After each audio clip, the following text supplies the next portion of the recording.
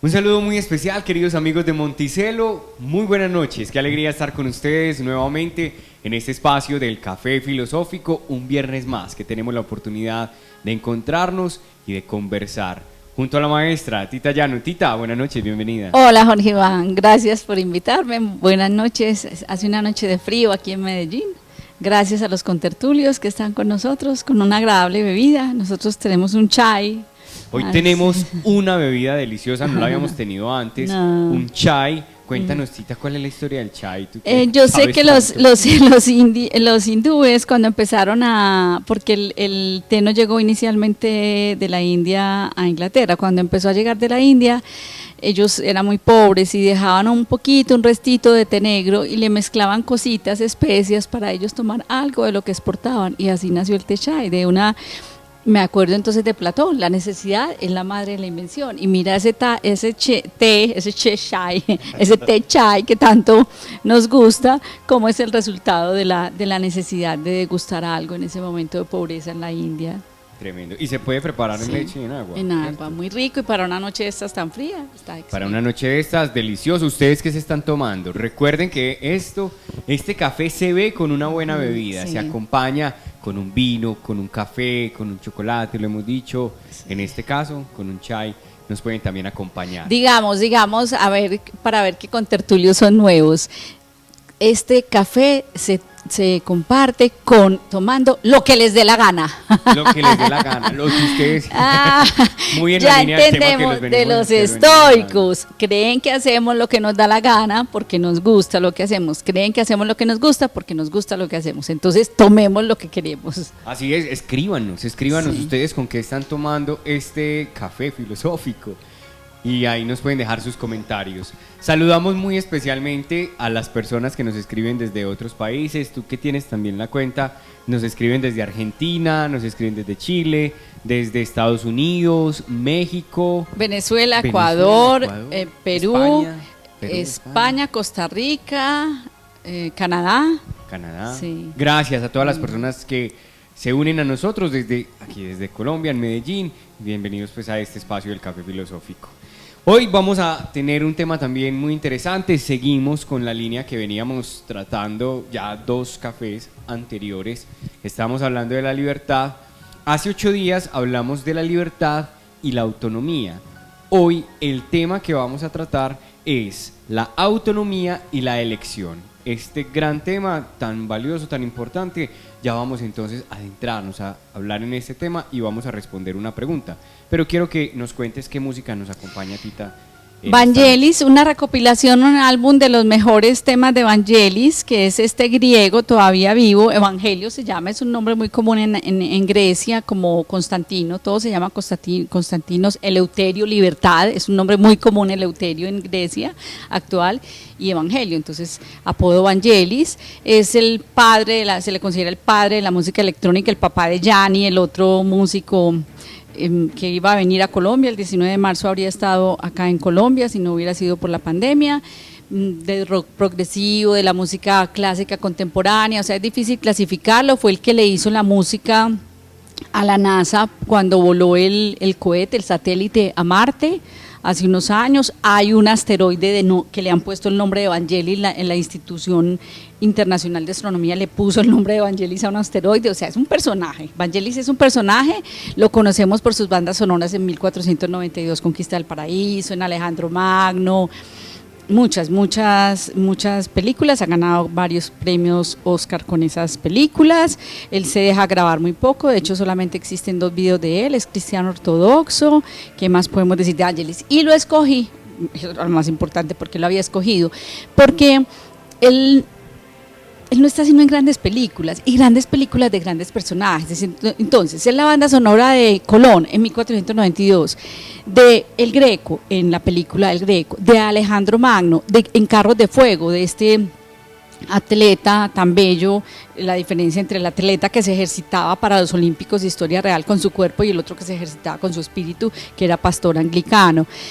Entonces, Vangelis, que tiene esa música magnánima y como envolvente, recrea muy bien estos personajes que estas películas nos han querido mostrar, que son personajes autónomos, que han trascendido por su autonomía intelectual, porque han tenido la valentía de ser ellos mismos, de escoger ser ellos mismos y por eso han trascendido. Es decir, han vivido su vocación hasta que nos llegue el café en que hablemos de la vocación, pero todo este caminito nos va llevando allá. Entonces lo escogí por eso, porque es una oda, una honra a personajes que básicamente han ejercido la libertad, han sido autónomos, han tenido la valentía de serlo, porque es que a veces nos falta es valentía para ser autónomos, Jorge Iván, y por lo tanto han trascendido. Excelente. Debo decir que he aprendido mucho también de música contigo, y Gianni, yo no lo conocía, el hijo de Vangelis, y la verdad es una música muy buena, o sea, muy bonita, músicos excelente, recomendada. Si quieren escuchar una buena música, Vangelis y Gianni, pues sabes que Gianni y Vangelis son tan icónicos. Vangelis nace, se me olvida el nombre, Buolo creo, y a Gianni sí recuerdo más dónde nace, en Kalamata, en la isla de Kalamata. Son tan importantes en la Grecia actual que la música ambiental del metro en Atenas no es sino Vangelis y Gianni. O sea, todo el tiempo tú te subes al metro en Atenas y está sonando Gianni o Vangelis, Gianni o Vangelis. Es muy lindo. Muy lindo, sí. Y es que la verdad es muy buena música. Así que qué bueno que también nos acompañe esta música. Ustedes disfruten esta conversación que vamos a tener hoy en torno a la autonomía y la elección. Antes de eso, también saludar a las personas que nos ven en Colombia, lo iba a decir, nos han escrito desde Bogotá, evidentemente, desde Manizales también, desde otras ciudades. Gracias. Cartagena, gracias por conectarse con nosotros. Y a las personas que se ganaron ancheta, que hace 8 días también tuvimos ancheta, fue también muy bonito el ejercicio. Isabel Soto y Raquel Herrón. Raquel Herrón, así es, tuvimos la oportunidad también de conversar con ellas esta semana. Hoy cambiamos de puesto, ¿cierto? Sí. Vamos a hacer distinto también, como para dar una dinámica distinta a este café. Entremos en materia, Tita. Bueno, hace 8 días entonces hablabas de la libertad y la autonomía, ¿cierto? Sí. Recuérdanos qué es la autonomía, ¿cierto? Y luego tú me recuerdas contestar la pregunta de la señora. Exacto, listo. Una pregunta que tenemos. Recordemos, Jorge Iván, no solo autonomía, porque es que incluso yo creo que al final estábamos un poquito de carrerita y yo te dije, no me vas a pedir definiciones. Pongamos un glosario, empecemos con un glosario. Autonomía, nomos, administración. Yo, ¿cierto? Entonces la autonomía, la administración de yo mismo, eso es muy bonito, de mí mismo, la administración de mí mismo, la autonomía, para lo cual tengo que ejercer la libertad eligiendo, porque siempre hemos dicho, esa libertad es en relación con los otros, porque el hombre es un ser con los otros, ¿listo? Entonces en el arte de vivir, pues las elecciones, podemos ir adelantando un poquito, se toman en relación con el cuidado de sí y en relación con el cuidado del otro, siempre. Es decir, la ética y la ascesis o la higiene del yo o la dietética, como se llamaba un día, pues llegaremos. Ustedes aquí trabajan muy lindo los sábados todo esto de la autoestima, el cuidado de sí, que es ese tema. Autarquía, ojo que autonomía es diferente a autarquía, porque entonces de pronto homologamos nomos con ars, con arye, con principio. Autarquía, que lo vemos ese ars, en arzobispo, el obispo principal, en archipiélago, ¿cierto? El piélago principal, en arquitectura, listo, tecné, ars de lo fundante, de los principios.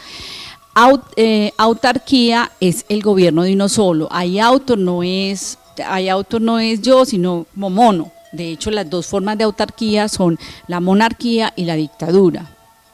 Hay 2 películas, en este momento recuerdo, los autores no, pero hay 2 películas que muestran estos dos opuestos. La Ola es una película del muy principio de 2000, basada en una historia real de un profesor alemán. Buenísimo. Que se puso, excelente, miedosísima, que se puso a hacer el experimento, tenía entre su programa de ciencias sociales enseñar las formas de gobierno y se puso como a vivirlo con los estudiantes y eso terminó convertido en una autarquía. Fue una cosa muy grave, pues que es basada en una historia real. Recomendada, La Ola, y que explica también muchas dinámicas de muchos movimientos y grupos hoy en día. De grupos, complejos. Sí, se entiende bastante.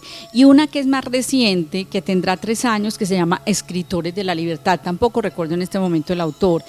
En cambio, en Escritores de la Libertad creo que sí se ve la autonomía, muy bello, porque es una maestra, otra vez, una maestra que trabaja con muchachos que estarían destinados. Recuerdan que nosotros no tenemos destino, no tenemos destino desde el cristianismo. Es la única religión que no concibe que el ser humano tenga destino, ¿cierto? Eso es muy bello.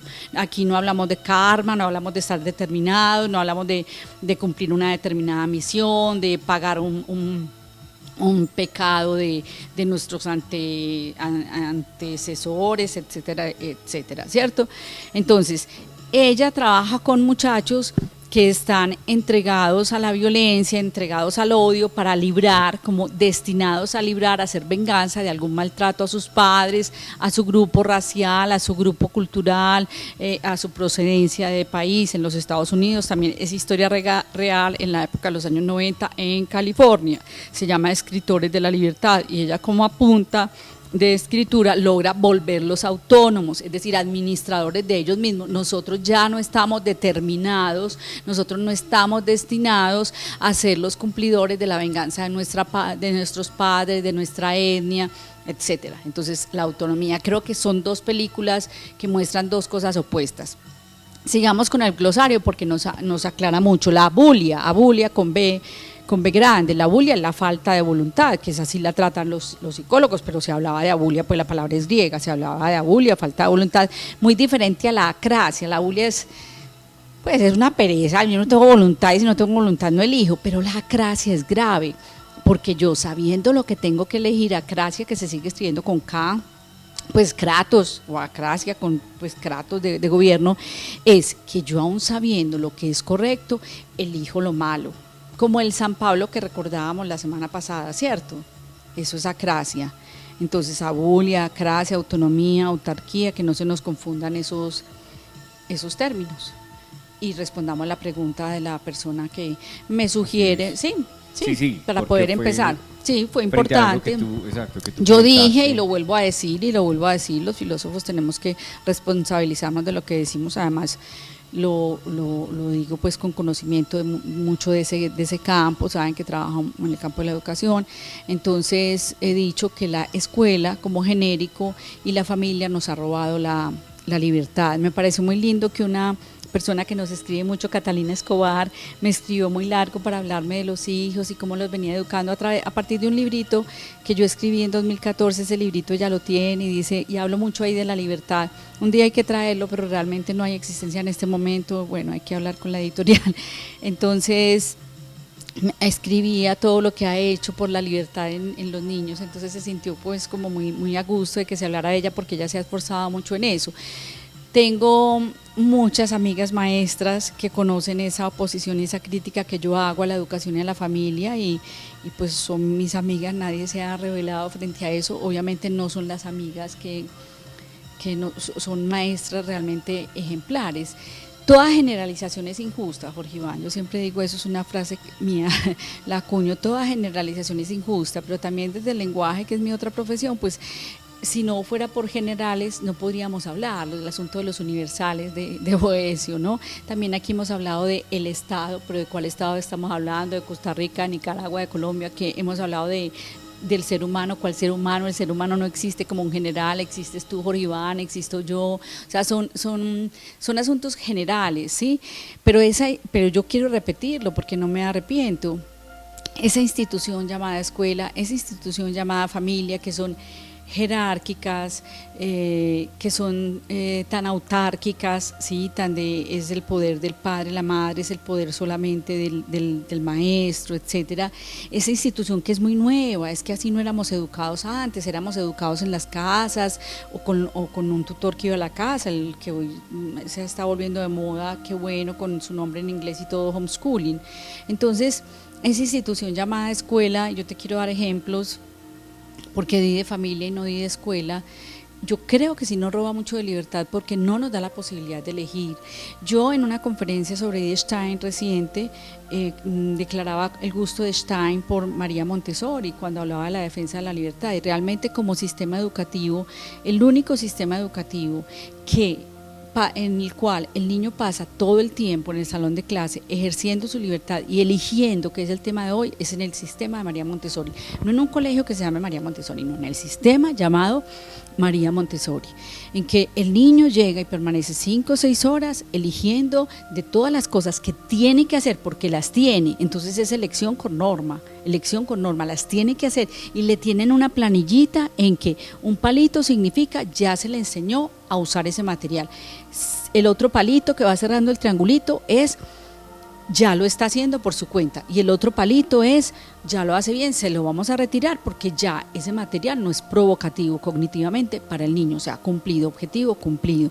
Entonces María Montessori, en esa línea el constructivismo, como no mencionar al epistemólogo Jean Piaget de Ginebra, Suiza, que funda toda la psicología cognitiva. Aquí en Colombia hubo una ola muy grande de constructivismo, yo fui formada en México, entonces soy constructivista acérrima, entonces todos los colegios que tengan un manejo de proyectos con un enfoque constructivista ejercen la libertad, inclusive metodologías como la de Pierre Ford, que es muy cercano a María Montessori, pues aunque no, y amiguito de Jean Piaget, la educación Waldorf, con W, Waldorf, alemana, de Rudolf Steiner, es una educación que respeta mucho los septenios, el desarrollo de los niños por 7 años, mente, cuerpo, espíritu, y respeta también a través de proyectos las elecciones y la libertad de los niños. Entonces, obviamente que hay excepciones, pero déjame decirte, una institución, o sea, la escuela como institución en todo el planeta Tierra, yo no estoy hablando de colegios específicos,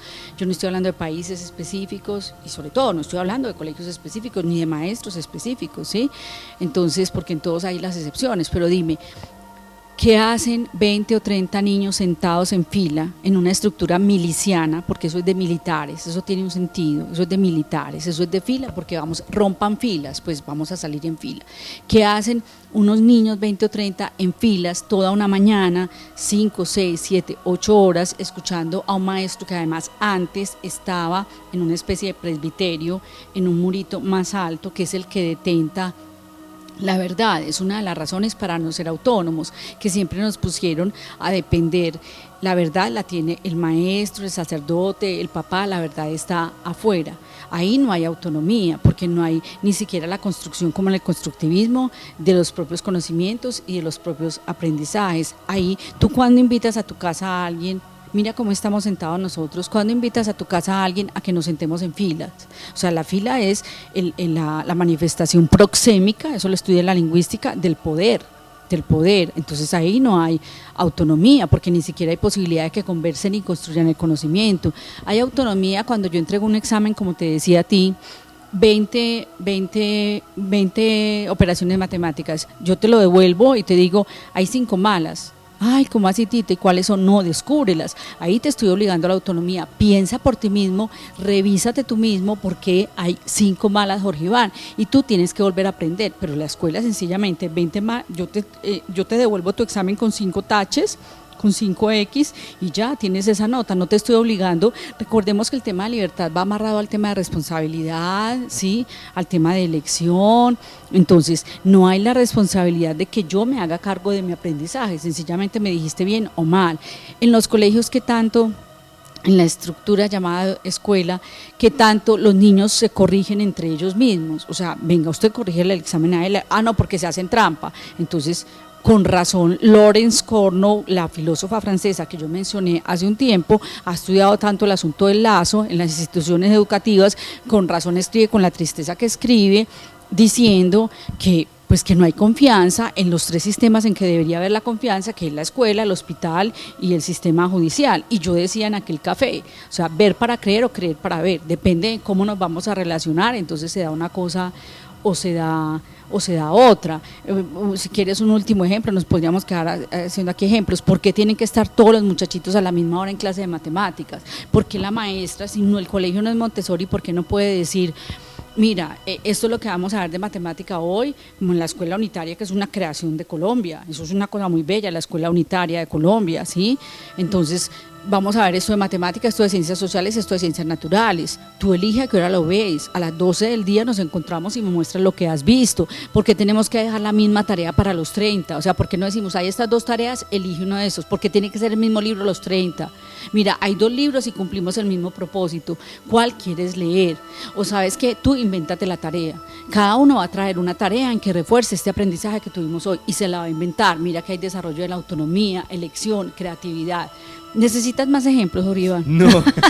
Te he dejado mareada. Me dejaste mareado y sobre todo con mi formación también. No, porque claro, yo creo que son muy pocos, aunque he escuchado casos de colegios que tienen esta posibilidad, pero son muy pocos, ¿cierto? Son muy pocos, la verdad. Sí, por digo la institución llamada escuela, como cuando decimos la institución llamada iglesia. Estamos hablando de Monticello, de esta belleza de casa de espiritualidad, no, y decimos la institución llamada iglesia, y decimos la institución llamada Estado. Yo hacía una crítica al Estado gravísima hace unos 15 o 20 días, entonces... Sí, pero bueno, yo te escucho y definitivamente piensa uno como una revolución de la educación, ¿cierto? La necesitamos. Ojalá nos pusiéramos a pensar en eso. Sí. Hay muchos maestros luchando por eso, hay muchos maestros. Exacto. Y pueden decir muchas personas, pero es que el colegio de mi hijo es así. Bueno, en casa de pronto podemos empezar, ¿cierto? Por tener ese tipo de formación y educación que es clave. Recuerden que la educación es clave y creo yo es el mejor legado que le pueden dejar a los hijos. Y una educación, como hablamos tanto en valores, también una educación en libertad y en autonomía. Me parece muy, muy, muy importante. Cuando dices educación en valores, Jorge Iván, no puedo tener educación en valores si no hay la libertad que es la que me permite elegir esto es bueno o esto es malo. Imagínate, ¿cómo voy a quedar yo educado en valores, Jorge Iván, si siempre hubo alguien que me decía esto es lo bueno y esto es lo malo? Pues nunca me hizo pensar. ¿A ti te parece que es bueno lo que hiciste? O a nivel de familia, porque puse el ejemplo de familia la semana pasada, pero el ejemplo que pongo hoy, tienes 5 operaciones malas, Jorge Iván, revisa cuáles son, te estoy haciendo a ti dueño de ti mismo, y hoy estás revisando operaciones matemáticas, pero mañana vas a revisar qué palabra fue la que le dije a Sandra que le dolió tanto, por qué está llorando Sandra después que fuimos al recreo juntitos, ¿cierto? Te voy haciendo responsable. ¿Cómo te puedo educar en valores si no vas a elegir? Tita, pero entonces me surge una pregunta. ¿Cómo puedo ser yo autónomo en pues y esto ya medio lo habíamos hablado con el tema de la responsabilidad y sé que vamos a tener un café al respecto, pero ¿cómo puedo ser autónomo yo en medio de un sistema de reglas, de normas, ¿cierto? O sea, yo lo podría hablar, en mi caso, por ejemplo, que tengo un voto de obediencia, todo eso, pero pienso en las personas que cumplen normas en su empresa, que las personas que deben responder a una norma o a una obediencia estricta. ¿Puedo ser autónomo yo de mis decisiones? Sí, y es más, y tenemos que ser obedientes autónomos, porque es muy peligroso ser obedientes sin autonomía, sin discernimiento, porque yo cumpliendo una norma puedo ser cruel, cumpliendo una norma inclusive puedo hacer que la empresa incurra en un error del que solamente me estoy dando cuenta yo en esa área, y si no soy en ese momento divergente, si en ese momento no me doy cuenta que eso no se puede hacer como estaba estipulado en el proceso y paro, es posible que incluso vaya a haber una pérdida para la empresa que fabrica X o Y producto o que diseña X o Y proceso.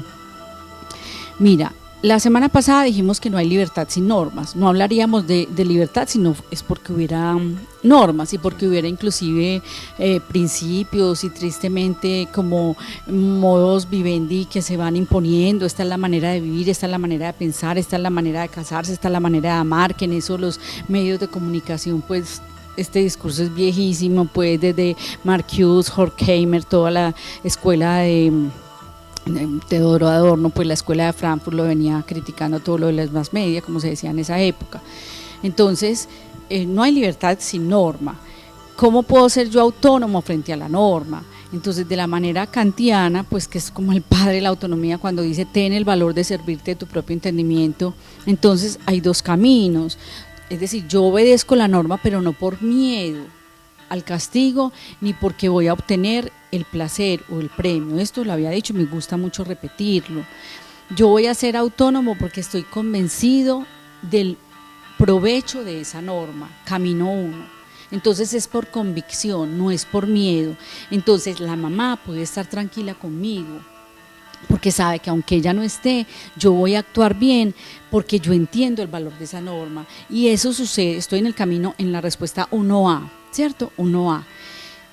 Eso sucede si la mamá y el papá, el tío, el que me crió, la abuelita, me permiten que construyamos normas juntos en la casa. Es que hay muchas de las normas que hay adentro de una casa que se pueden construir juntos y que son diferentes a las de otras casas.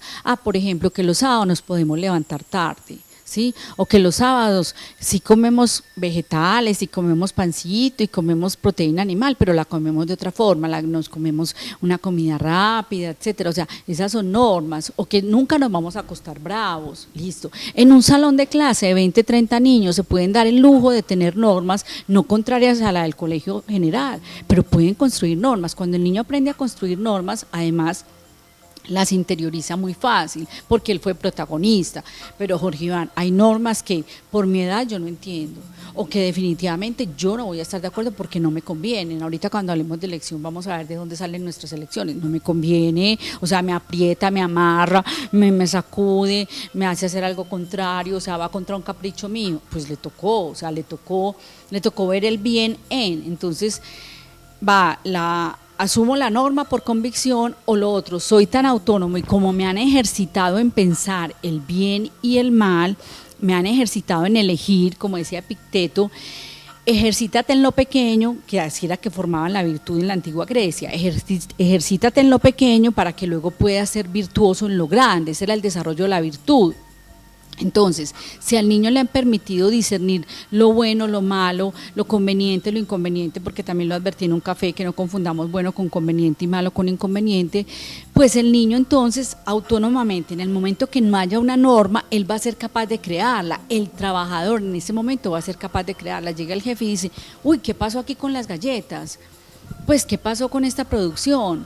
No, jefe, resulta que la máquina botó un tornillo, pues la bandeja se salió, se estaban disparando todas las galletas, estábamos perdiendo, luego iba a haber un reproceso, paramos en un momento, por eso no hay 2.500, hay 2.300. En ese momento se nos ocurrió que lo único que había mientras usted venía era ponerle un cartón a esta banda. Pues nunca el que diseñó la máquina por allá en Italia, en Alemania, era con un cartón pegado con cinta pegante, y así salvaron y la banda volvió a funcionar y volvieron a salir las galletas y no hubo tanta pérdida. Mira que se salieron de la norma y del proceso, pues que hace una máquina de galletas con un pedazo de cartón ahí pegado con una cinta para evitar una pérdida. Entonces hubo una desobediencia a la norma, pero porque autónomamente se ponderaron bien. O sea, siempre tenemos que ser, el cuadrito se divide en 4, apurémonos con ese café de la obediencia y la desobediencia, Jorge Iván, apurémonos, porque yo creo que también desde el principio le estamos prometiendo y puede haber mucha confusión al respecto. Entonces,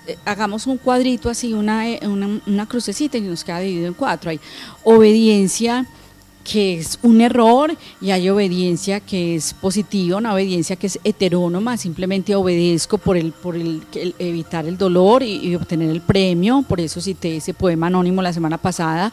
Y hay una obediencia que sí es positiva. Hay una desobediencia que es negativa, que es muy común en personas arrogantes, en personas con baja autoestima, o sea, como los dos extremos. En los dos extremos, porque además yo creo que el arrogante puede ser un disfraz de la baja autoestima. Entonces una persona con baja autoestima asume toda instrucción como que me están restando, pues como que yo no sirvo, como que me están dando órdenes, como que yo soy poca cosa. Entonces inclusive pues llega a ser una patología del trastorno posicional desafiante.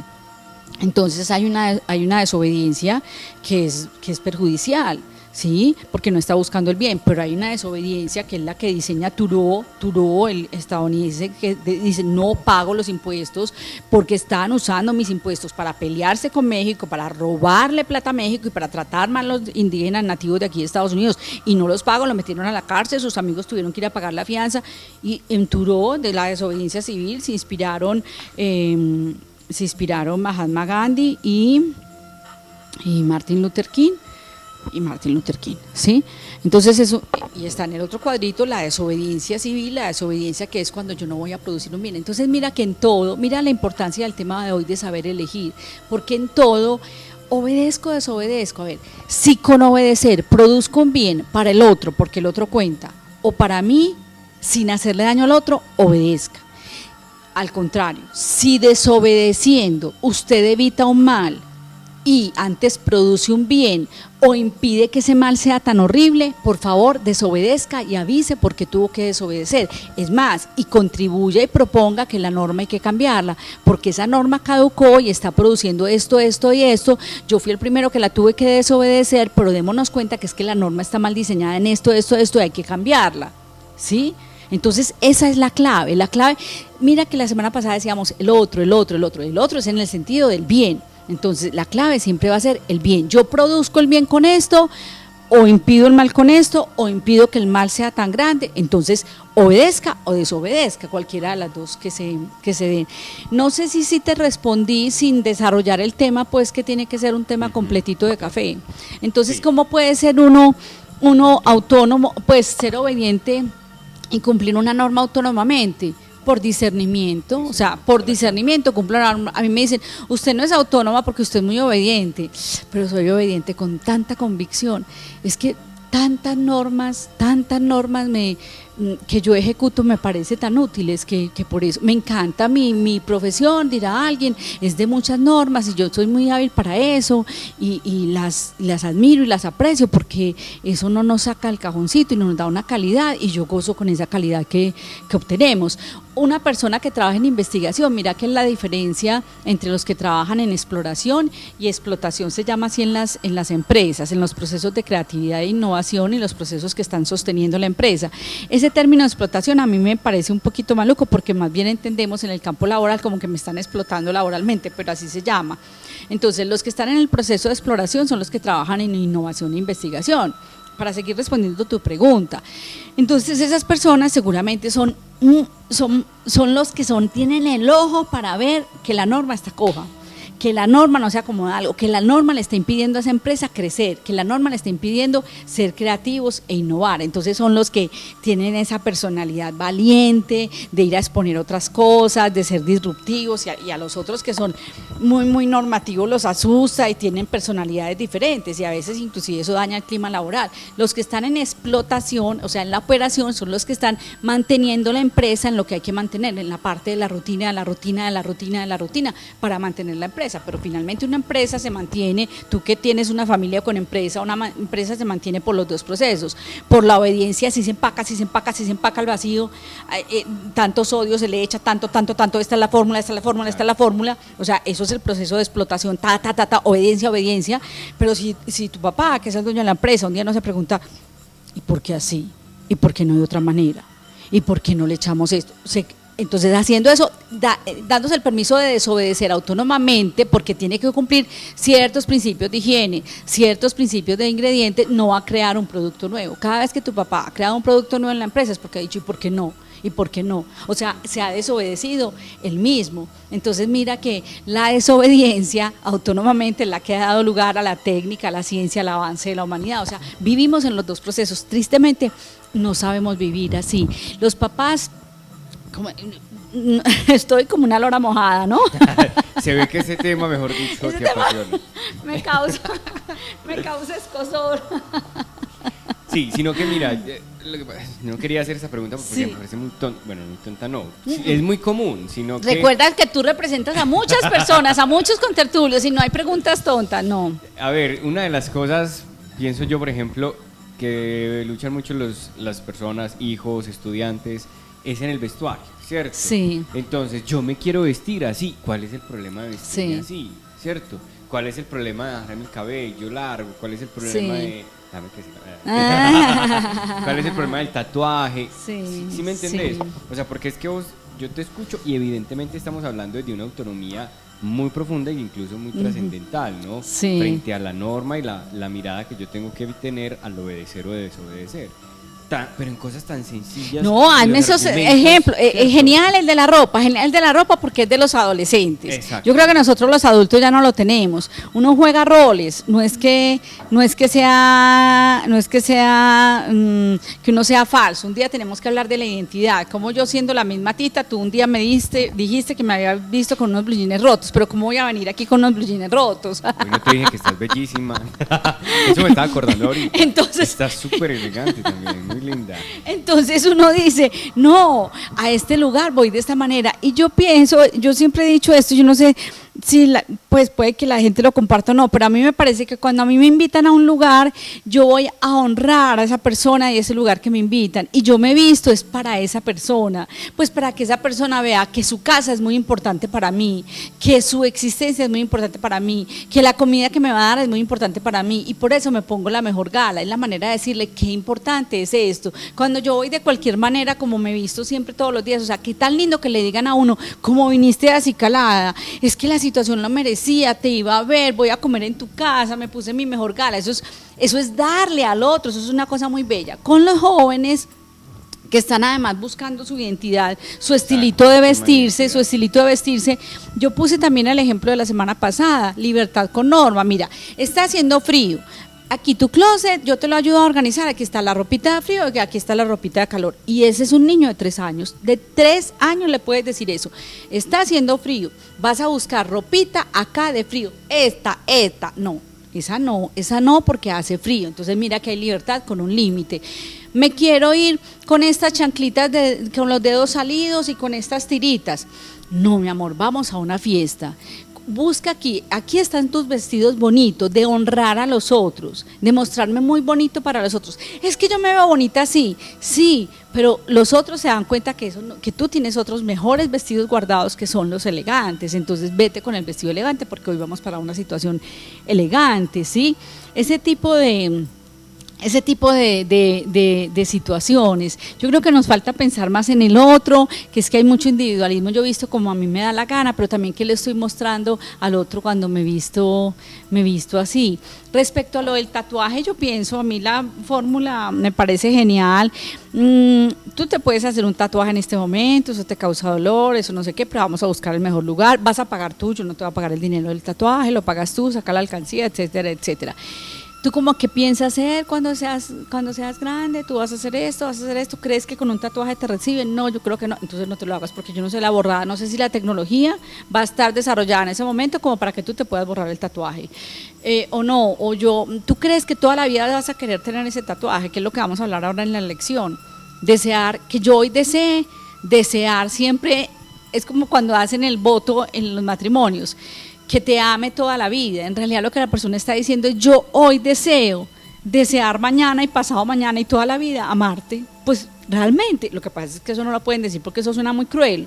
Suena muy cruel decir, yo solo hoy deseo amarte, yo no sé ni mañana, pero yo hoy desear todos los días amarte para que sigamos juntos. Entonces, igual, ponerle el futuro, lo que yo te decía, al niño se le pone el futuro al frente y se le dice, con ese futuro, ¿usted que si quiere hacer esto? Ah, no, yo ya no me quiero hacer el tatuaje, no, yo ya no me lo quiero hacer, entonces no se lo haga.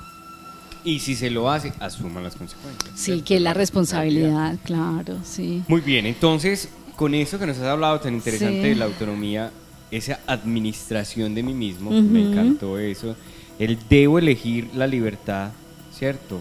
Sí. Las decisiones se toman con el cuidado de sí, con el cuidado del otro, sí. Eso es muy importante. Estamos hablando de autonomía, ya vamos a hablar de la elección. Entonces, de entrada hay un criterio ahí fundamental, ¿no? El cuidado de sí y el cuidado del otro. Sí. Ahí ya hay un criterio muy importante. Y no pueden reñir. No pueden reñir, exacto. Ni el cuidado mío, ni el cuidado de frente al cuidado del otro. Y muy, muy interesante esas palabras que nos hablabas, cómo la autonomía, atención a esto, es distinto a la autarquía. Autarquía es ese gobierno de uno solo. De uno solo. ¿Cierto? Entonces es muy distinto por lo que estamos hablando aquí de autonomía a decir, no, es que yo me gobierno yo solo, ¿cierto? Es que yo me mando yo mismo. Los adolescentes. Exacto, es que yo me mando solo, yo me mando solo. No, eso no es autonomía, eso es autarquía, es muy distinto.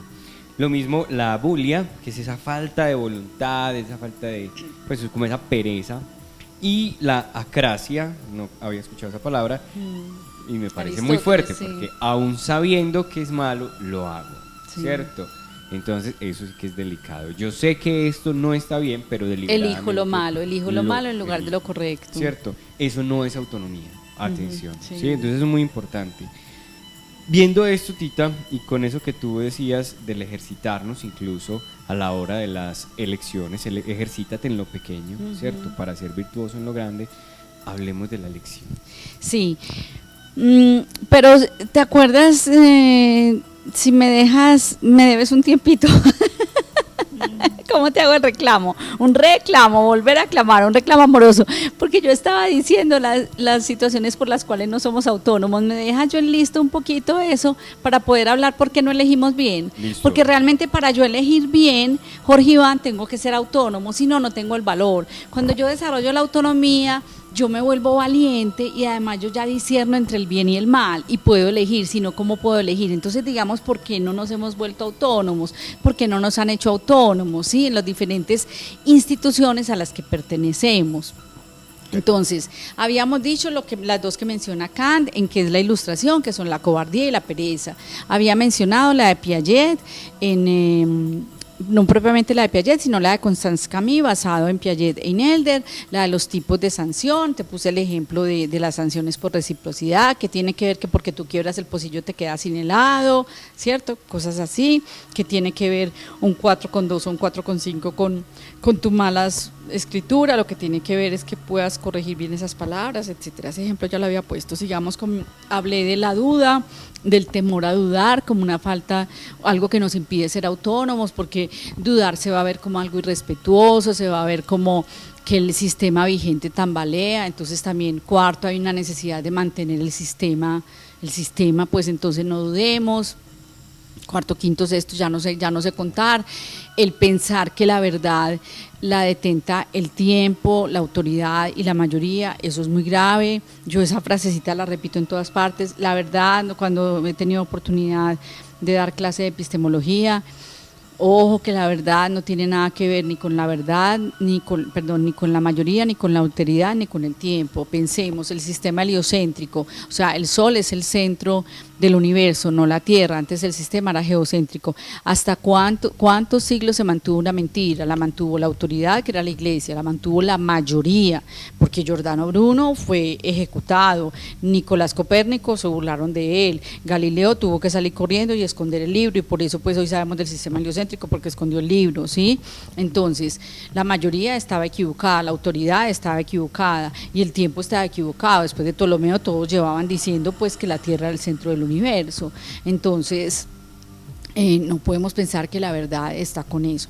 La exterioridad, el hecho de que siempre pensemos que la verdad es el que tiene el poder, y por eso hay cierta proxemia, que es el área de la lingüística que estudia las relaciones espaciales mientras hablamos, mientras conversamos. O sea, tú y yo, porque para hacer un café nos sentamos hacia el frente, porque nos cruzamos, porque cogemos sillas que nos podemos recostar, sí, porque nos miramos, porque esto es proxémica, ¿cierto? Y esto favorece esa conversación. Entonces, ese refuerzo de la exterioridad está inclusive en la misma arquitectura pues de las filas en los salones de clase. Vuelvo a irme contra esa arquitectura.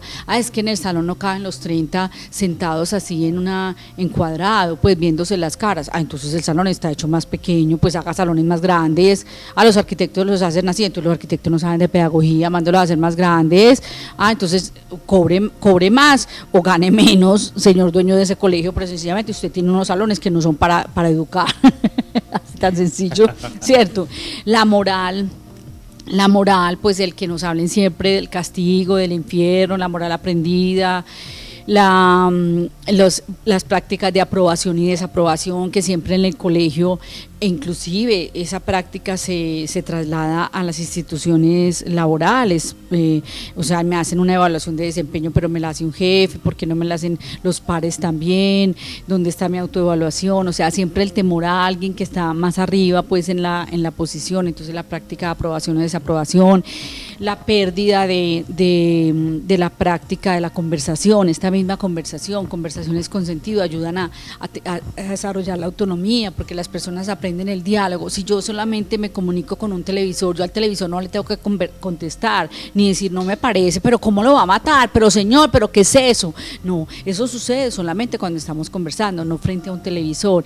En un libro sí sucede. Entonces, otra causa, la pérdida de prácticas de lectura, porque resulta que en un libro hay varios personajes hablando y alegando, y uno se va con uno, se va con otro, etcétera, etcétera, y toma postura, la postura de este personaje, la de este otro personaje. La falta de tiempo también, porque es más rápido.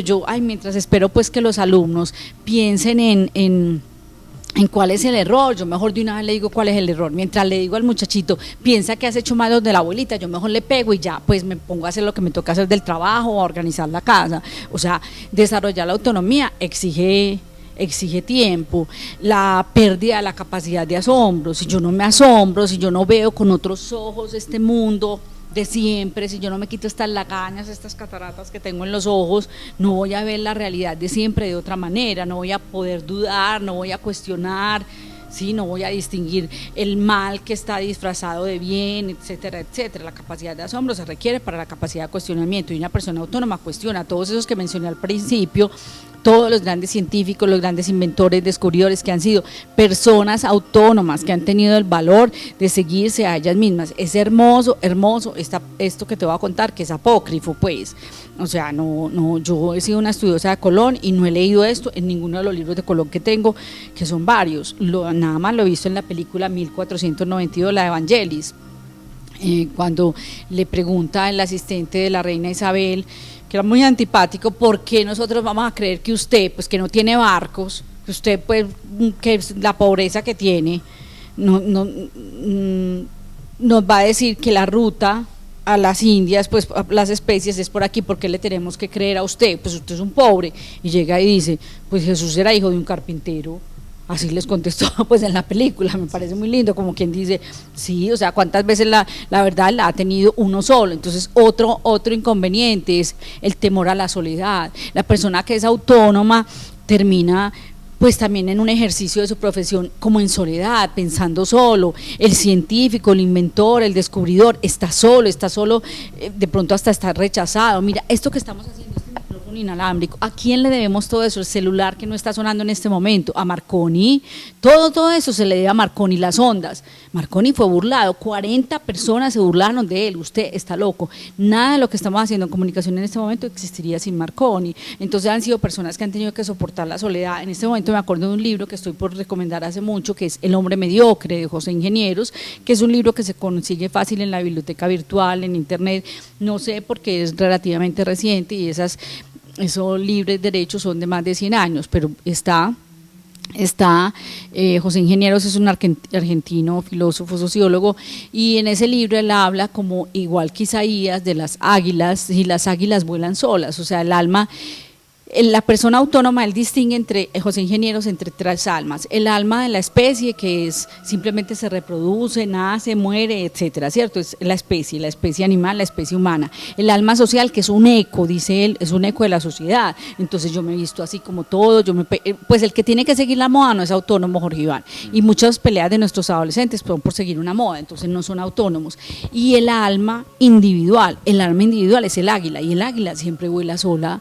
Entonces el alma individual es una persona autónoma, y hay que pagar esa autonomía intelectual, esa autonomía moral, hay que pagarla con una cuota de soledad y de silencio. Y una última causa, para no quedarme pues aquí en el tema, puede ser la desigualdad. O sea, la desigualdad no en la relación asimétrica que hablaba hace un tiempo, sino en la desigualdad pues de oportunidades, de sostenimiento, de satisfacción de mis necesidades. Pues ¿qué autonomía me voy a dar el lujo de tener yo cuando hay un dicho muy feo que es no patee la lonchera?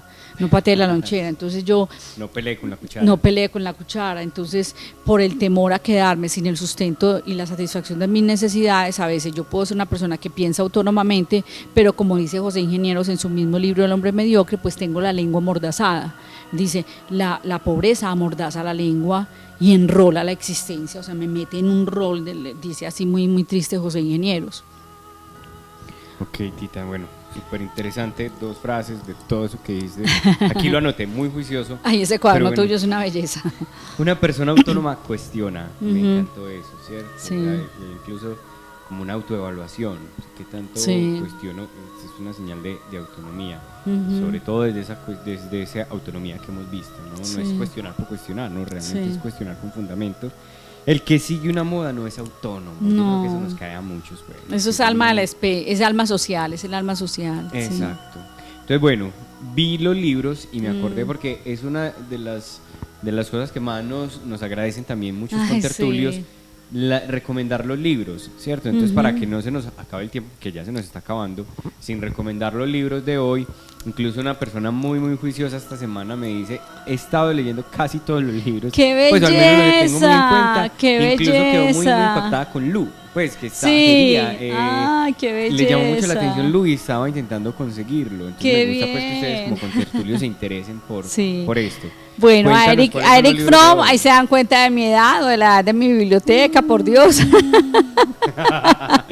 Eric Fromm, el estadounidense que ya habíamos recomendado, que hablamos mucho de él cuando hablamos del amor, el miedo a la libertad. El miedo a la libertad, porque cuando hablamos de estos temas, los filósofos, mucha gente se asusta y se asusta porque tenemos miedo de la libertad, o sea, tenemos miedo de existir, Jorge Iván, es que la libertad es lo que nos define, y si creemos en el Dios de Jesús, sobre todo ahí hay un llamado importante. ¿Te acuerdas que yo te dije que él no seguía el cristianismo y sin embargo estaba lleno de citas? Es un estudioso del cristianismo en el arte de amar, que fue el otro libro que recomendamos. Entonces realmente si tenemos miedo de la libertad, tenemos miedo de elegir, entonces tenemos miedo de existir, tenemos miedo de vivir, Jorge Iván. Qué triste esa vida así, qué vida sin gracia, qué vida desgraciada. Total, no, y mira que, bueno, espero no meterme como en líos, pero uno Sí. de los grandes problemas hoy en muchos movimientos, no voy a decir que... No digamos nombres. Exacto. Tienen mucho auge porque son muy buenos diciéndole a las personas qué deben hacer, ¿cierto? Y muchas personas siguen esos movimientos, ¿por qué? Porque es que, aquí no me toca elegir, me dicen que es lo que tengo que hacer, ¿cierto? Sí, Entonces, tremendo. es muestra de eso, el miedo a la libertad. Sí. Y más fácil nos adaptamos Sí. a eso. Yo estoy en un lugar donde no piense, haga, ¿cierto? Sí. Obedezca sin pensar, sin discernimiento de Claro. ningún tipo. Haga esto, vístase así, piense esto, ta. Entonces creo que es una muestra muy fuerte del miedo Pero a la libertad que tenemos. un ejemplo con el que a ti te toca luchar, o sea, déjame, yo me meto en tu campo, porque me parece que es excelente ejemplo de autonomía. Estos 10 mandamientos de los judíos, del judaísmo, no tal, era para gente heterónoma. Perdóname que me meta en el rancho, pero era para gente heterónoma. Es muy bonito porque es ver la evolución de ese pueblo judío. Y cuando llega Jesús es como decirle, es que ustedes ya no son de preescolar. Yo pienso que la mamá al niñito, las primeras visitas que hace, voy a poner un ejemplo pues que puede sonar cochinito. Hijo, no te vas a sacar moquitos en la visita. Hijo, no vas a abrir la boca. Cierra la boquita cuando estés comiendo. Le dice eso a los 3 años. A los 5 le vuelve a decir no. Y no le pegue al amiguito y no sé qué. Y a los 10, que el niño ya piensa, le dice, ¿te portas bien? No fue eso lo que vino a decir Jesús. Jesús no nos dijo no, sino ama. Eso era la autonomía. Pero es que no queremos entender porque eso nos pone a pensar, ¿sí? O sea, ese un nuevo mandamiento os doy nos pone a pensar, ¿y qué es amor? Entonces es más fácil decir el ejemplo que ya había puesto, o sea, ¿por qué voy a atender a una persona que barre por mi casa, si le pagan un salario? ¿Por qué voy a ir a sacarle una bebida? Está haciendo sol. ¿En qué parte de los 10 mandamientos dice que atienda por la ventanilla, que no mire mal al que se está asomando por el carro, que trate bien a las personas de la calle, etcétera? En ningún mandamiento, pero sí, si yo hago un discernimiento de Jesús, de ama, entonces fue para los autónomos, pero hay muchos que nos quisimos quedar en el Antiguo Testamento, que es no, y yo vivo muy tranquilo porque eso no está en ninguna regla. Entonces, cumpliendo reglas, yo puedo ser la persona más cruel. Mira que es un ejemplo que se aplica. Hoy sí hablé bien, pues, hoy sí, porque me meto estaba las acordando patas, incluso pues. de la cita bíblica que hablamos en estos días sobre el buen samaritano, ¿no? Sí. Cuando le preguntan a Jesús, algo así como lo que yo hago contigo, ¿y quién es mi prójimo? ¿Cierto? Entonces Jesús no dice, bueno, prójimo es la persona, sale Tita ahí definiendo, no. Él dice, iba un hombre de Jerusalén a Jericó, y al final les dice, ¿quién crees tú que obró como prójimo de su O sea, hermano? los Entonces, pone a ser autónomos. Discierna Discierna. usted, ¿sí? O cuando lo de la piedra, ¿quién está, el que esté libre de pecado que tire la primera piedra? ¿Quién de vosotros? Pues igual. ¿Qué debemos hacer? Sí, ¿Pagamos o no pagamos el impuesto? Eso, ¿y ustedes qué creen? Exacto. Sí. Jesús no les dice paguen o no paguen, ¿no? Eso. Al César lo que es del César. Genial. Richard Bach es un piloto, hay 2 pilotos escritores, Antoine de Saint-Exupéry, que tiene la tilde en la E y se hace el acento en la Y, Exupéry, francés, ya habíamos hablado de él en el Principito, obviamente, y toda la obra de él, piloto de guerra, Ciudadela, etcétera. Pero hoy estamos hablando de otro piloto estadounidense, Richard Bach, el de Juan Salvador Gaviota, que también es está en película y es un libro que podíamos leer pensando pues en la no mediocridad, en el ser uno mismo. En uno es muy bello, miren la contraportada: yo di mi vida para convertirme en la persona que soy ahora, valía la pena, esto solo lo hace una persona autónoma. Entonces, con un poco de ficción, él pone a la familia Bach a vivir en diferentes tiempos y a buscar y a encontrar unos yoes, otros yoes alternos. Si yo no hubiera decidido esto, sería esto; si no hubiera decidido esto, sería esto. Es como un trabajo de elección y de elección de uno mismo. Es un libro muy viejito. Richard Bach todavía está viejito como el libro está vivo, pero está viejito, y es un libro muy bello. Ilusiones, Juan Salvador Gaviota. Y entonces esos pilotos que escriben tienen algo mágico, porque eso de andar en el aire y andar con la pluma es una combinación. Tú te imaginas pilotando un avión, cómo se piensa, cómo se siente. Valía la pena. Sí. Interesantísimo. Bueno, entonces para empezar lo de la lección. Para empezar lo de la lección, que va a ser a la vez nuestro cierre del café de este día, yo te propongo que dentro de 8 días entonces el café sea elección y vocación.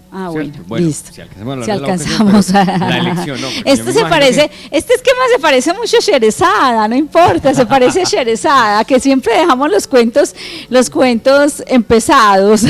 Exacto. En el caso de Sherezada, para que no la mataran. En el caso tuyo y nuestro, no sé qué truquito nos tenemos guardado, pero algo pasa. Algo pasa que nunca terminamos, algo pasa.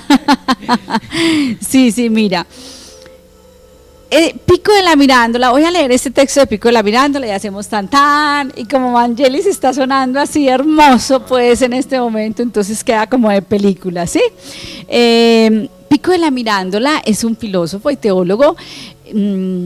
Él leyó mucho, de filosofía oriental, leyó mucho, por allá en el año 1400, entonces escribió 900 propuestas que él pretendía presentar. Él todavía no era dominico, la orden de los predicadores son los dominicos, ¿cierto? Él todavía no era dominico, él fue dominico al morir, ya casi para morir. Entonces él pretendía presentar esas 900 propuestas en las que demostraba que en el cristianismo convergían todas las religiones y quería como que no hubiera lucha de religiones. Él de hecho levanta los 3 pilares del Renacimiento, que son el poder, el respetar la diferencia religiosa, el poder crecer en la diferencia, crecer y enriquecerse por la diferencia, y el poder ser diferente, ¿sí? Que son pilares del Renacimiento. Entonces a él los persiguen por esas 900 tesis y finalmente el Papa de la época no fue un mártir, pues el Papa de la época lo perdona, pero él sí muere envenenado con cianuro, pero pues alguien, un amiguito maluco que tenía por ahí lo envenenó. ¡Qué horror! Entonces la introducción de esas 900 tesis es algo que conocemos mucho, toda esta carretera para decir que la introducción es algo que conocemos mucho, que se llama el discurso de la dignidad o tratado de la dignidad humana. La introducción, este es el segundo párrafo de esa introducción, y con esto queda ratificado que la dignidad, ojo, la dignidad del ser humano, es que el miedo a la libertad, eso debería ser un pecado. Ahora sí lo voy a decir, padre Jorge Iván, debería ser un pecado uno no ejercer la libertad, porque si Dios me ha hecho libre, si nacemos libres, no ejercerla es ser irresponsable con mi existencia. Para yo hacerme responsable con mi existencia, yo tengo que aprender a elegir, y toda vez que yo no dejo que alguien que está a mi cargo, sea estudiante o mi hijo, no desarrolle su libertad, yo estoy pecando contra la existencia de ese ser humano. Y yo como que me puse brava. Bueno, es que esto es muy bello. Entonces eso funda la dignidad, la libertad funda la dignidad. Miren tan hermoso lo que dice, queridos contertulios, Pico de la Mirándola o Pico de la Mirandola, como queramos pronunciarlo.